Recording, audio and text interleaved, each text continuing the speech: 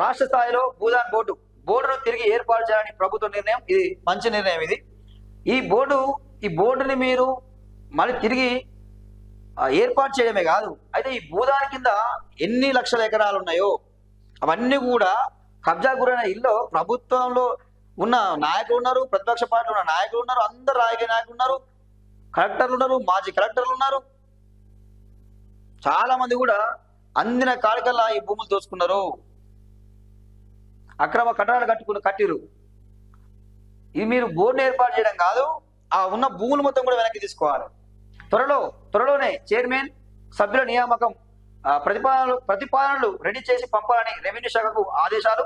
రాష్ట్ర వ్యాప్తంగా దాదాపు 6.60 లక్షల ఎకరాల భూదాన్ భూములు భూభారతి పోర్టల్లో ఉన్నది 35,000 ఎకరాలే. చూసారా, 1,60,000 భూములు ఉంటే భూభారతి వచ్చింది ఎంత? 35,000 ఎకరాలు ఉన్నాయట. మిగిలిన ఎవరు తిన్నట్టు?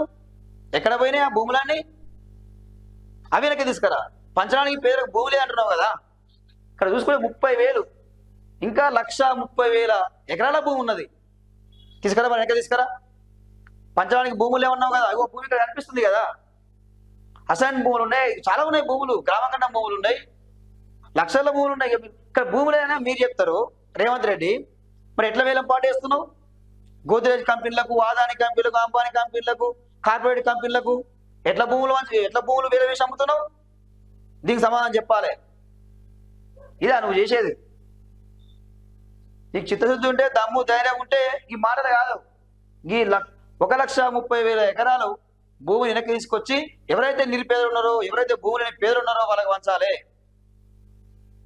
దానికోసమే కదా ఓట్లేసి గెలిపించుకుంది మిమ్మల్ని. దేనికోసం? ప్రజలు.